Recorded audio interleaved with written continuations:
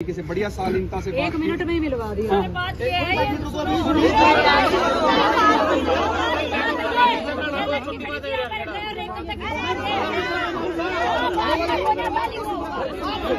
बाद में जो बात हुई है वो तो बता दूं।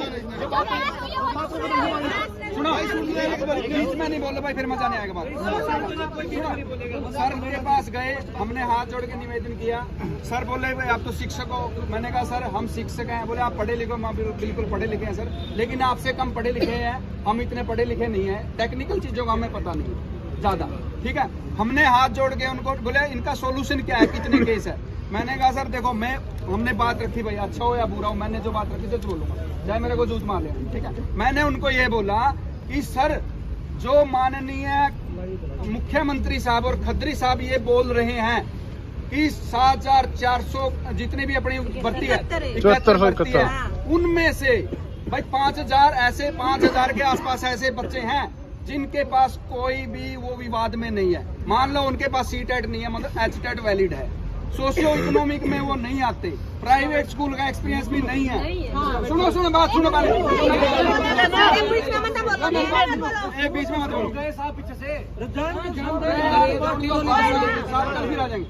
मैंने कहा सुनो बात सुनने रहे यार, बात वही फिर मैच्योरिटी का फर्क क्या हुआ आपका, भैया बैठ गए, कंटिन्यू करो सर। मैंने उनको ये बोला सर जिसके पास एच-टेट वैलिड है, जिसके पास सोशियो इकोनॉमिक का उसको चाहिए ही नहीं, जिसके पास सब कुछ है, सब कुछ साफ सुथरा है, कोई विवाद नहीं है, मेरिट में आ रहा है, कम से कम उनको तो भर्ती दे दो, 4800 दे दो आप।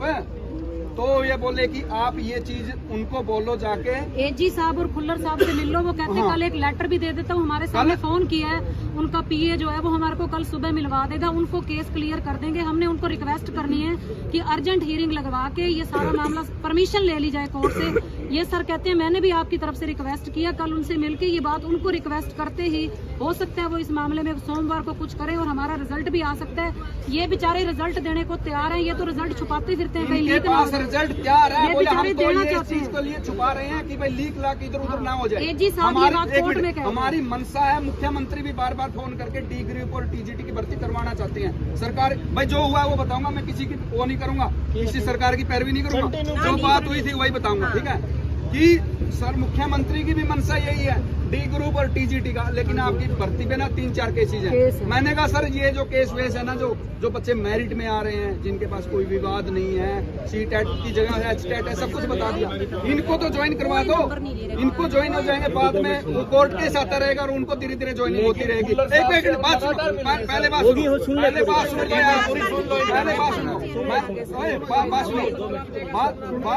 सुन लो, हमने हाथ जोड़, 1 मिनट मजा नहीं आएगा फिर बाद में, मैं चोटी रखो। मैंने हाथ जोड़ के बोला, बीच में मत बोलो सर। हमने हाथ जोड़ के बोला सर ये है बच्चे मेरिट बेस पे आए हुए हैं, ये वो। बोले इमोशनल होने की ज्यादा जरूरत नहीं है, अपनी बात को प्रोडक्टिव वे में बात करो, वे आउट प्रॉब्लम के साथ उसका सॉल्यूशन भी बताओ। और मैंने कहा सर आपका भी कोऑर्डिनेशन यही होना चाहिए, आप जो लेटर लिखोगे आपका भी यही होना चाहिए कि इतने बंदों को 5,000 के आसपास ज्वाइनिंग दे दो भाई। जो और हमारे जो भाई है जिनके पास हम उनके भी साथ हैं, उनको धीरे धीरे जैसे डिसीजन आता रहेगा उनको वेटिंग लिस्ट में रख दो, उनको भी ज्वाइनिंग दे दो साथ में। और आप भी ऐसे ही, इन्होंने हमारे सामने फोन पे 10-15 मिनट बात की, उनके किससे OSD से बात की और बिल्कुल पॉजिटिव वे में बात की। मैं पैरवी नहीं कर रहा किसी की, जो बात हुई है बताऊंगा। 10-15 मिनट उन्होंने बड़े अच्छी तरीके से बात की, लॉजिकल बात की, और मेरे को तो ऐसे ही लगा। हमने ये भी खत्री साहब ने ये बोला है कि सर 7,400 में से कम 4800 दे दो आप, ये बात हुई है। बोले ठीक है। मैंने कहा सर आपकी तरफ से भी ये लेटर बना के कोऑर्डिनेट वे में हो जाएगा, हमारे भी बंदे 2-4 जो भी आप में से समझदार हैं वो जाएंगे, हम भी ऐसे वे में रखेंगे और आप भी ऐसे रख दो, ये बात हुई है। और मुख्यमंत्री की भी मनसा यही है, भाई मैं किसी पार्टी का सपोर्टर नहीं हूँ, मुख्यमंत्री भी चाहते हैं भर्ती करना और ये भी चाहते हैं भर्ती करना। अरे 200 में बोलना चाहता हूँ, 200 इसी विषय में, ये बात हुई है भाई, इसी विषय में कोई बात हुई, मैं इसी विषय में बोलना चाहता हूँ, इसी कड़ी में। सुनो, चुप रहो, मैं कह रहा हूँ इसी कड़ी में 2 शब्द। इन्होंने कहा कि खुल्लर साहब के पीए से वीरेंद्र सिंह से बात हुई है, वीरेंद्र सिंह का फोन मेरे पास आया, प्रमाणित है, वीरेंद्र सिंह जी का फोन मेरे पास आया, प्रमाणित है। और उन्होंने सुबह हमें 9 बजे बुलाया है। एक चीज और सुनो, सबसे 9 बजे जरूरी, बुलाया। साथियों, ये आपके संघर्ष का समय है ना, ये अभी आपका रंग लाने का समय, परिगणना बिल्कुल बना शांति के। रखिए बात। ये सही कह रहा हूँ।